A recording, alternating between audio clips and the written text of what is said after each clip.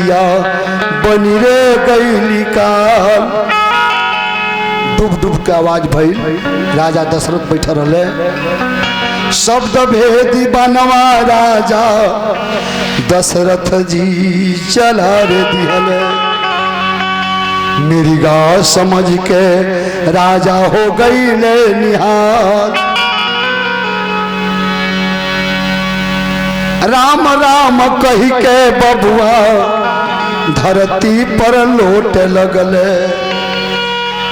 अचके में कैलस कौन भारी रे चंडाल। अरे प्रभु जी के नैया सुन के दशरथ जी पहुँच रे गईले। घटनाई जीवन भर में लागे बेमिसाल। चढ़त जवानी रूपवा साधु के देखत बारे।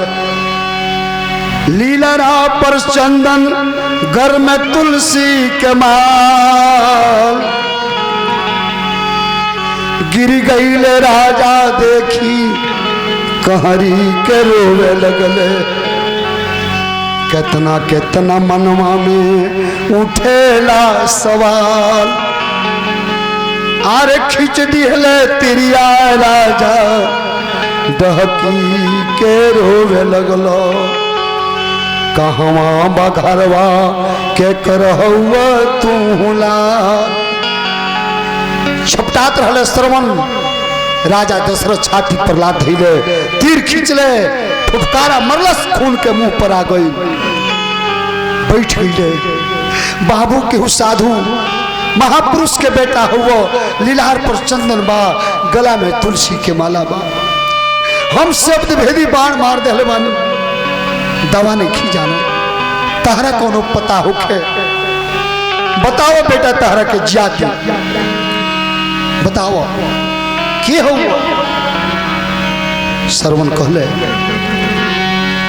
जल्दी हमरा के माई बाप के लगे पहुंचा दो। उठौले प्रयास कैले। कन्हा पर ले ले। जहर भिन गई रहे तो फड़ा के श्रवण गिर गई।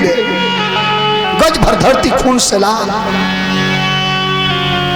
रोत रहले तहरा के जियाब हम। दवा नहीं जाना। बतला दो कौन उपाय करी। श्रवण हाथवा बढ़ोले।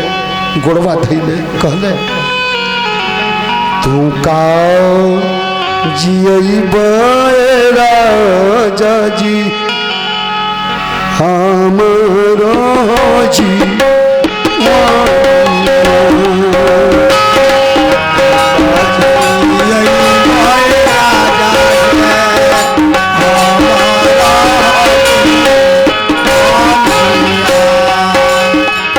तू काजी यही राजा हमारा जी मनिया।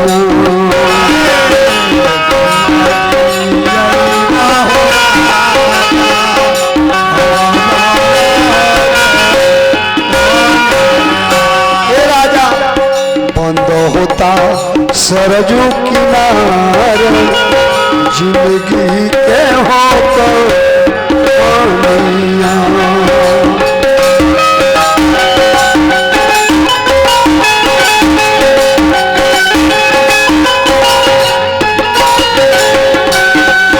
राजा जीना में पूजने राजा माई बाप के हो सो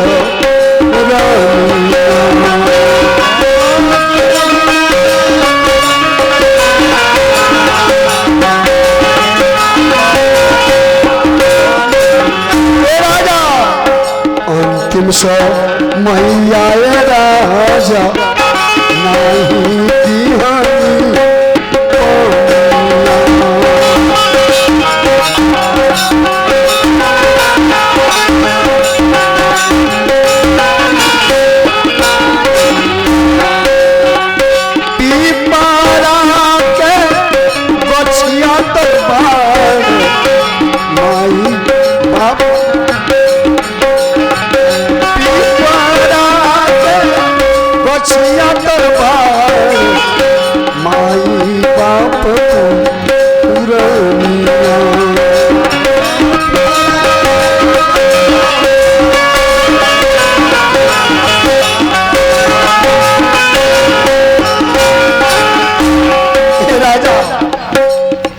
धनु पहुँच राजा करती हम दर्शनिया।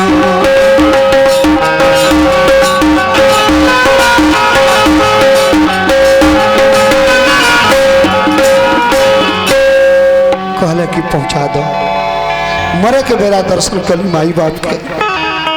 राजा फिर उठौले, दर्द बढ़ल, गिर गए फिर छटा के।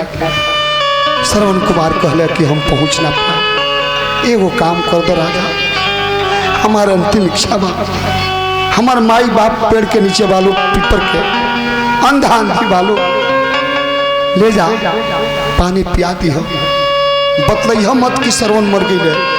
पहले वो लोग पानी जब पी ले तब जौन हमार हाल कैले बड़ा कह दी। झटपट उठे ले कमंडल, वहां पर वे तत्काल गए, अस्त्र शस्त्र निज धनुष बाण, राजा जी निज डार गए। पांवों की आहट से बोले माता पिता बचन, क्या दूर सरोवर है कि इतना देर हुआ बेटा श्रवण।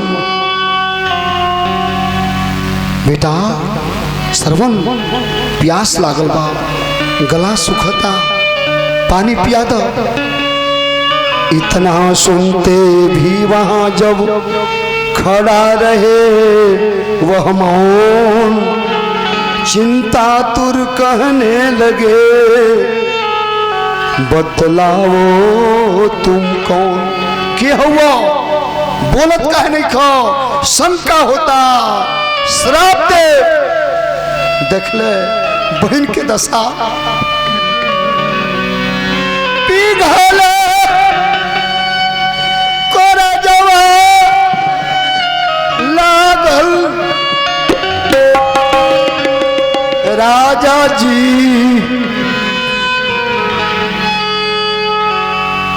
हो गई ले पागल। एक टक रहले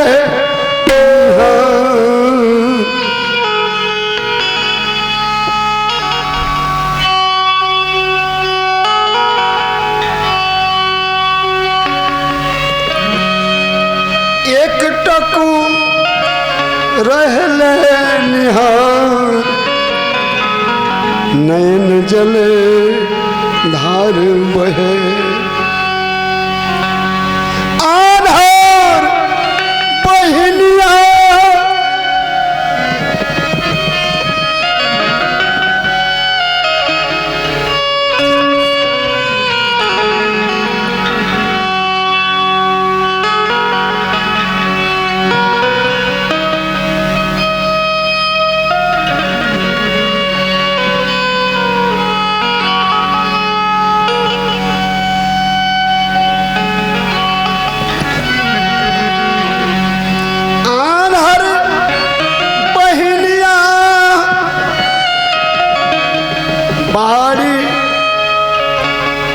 जर जर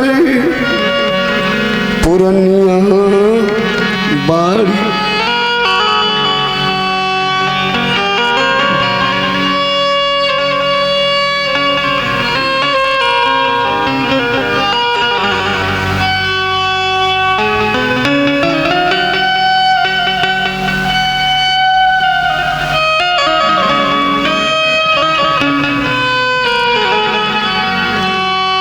मर गई है सकबना समा,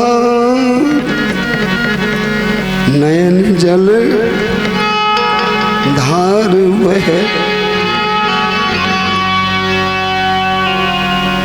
कैसे कहब हम भाई, अपना के भाई कैसे कहे, हमारा से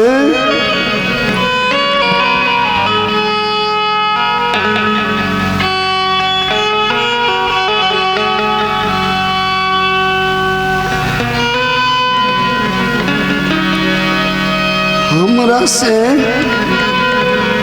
निमन बा कसाई हत्या के ले आईनी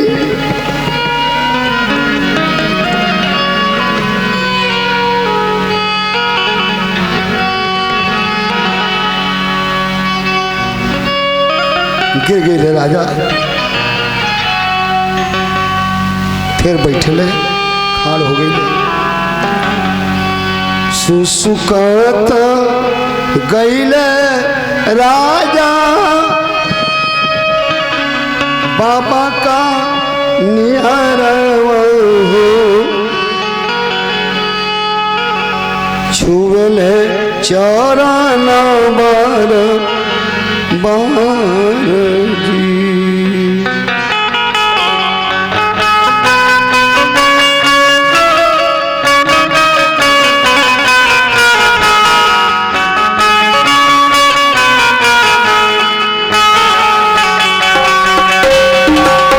सुसुकत गईले राजा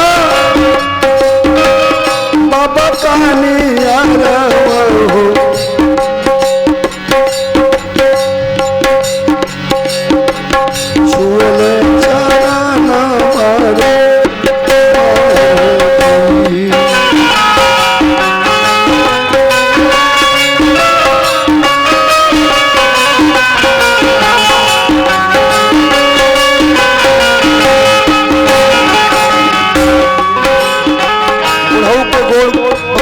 राजा दशरथ कहले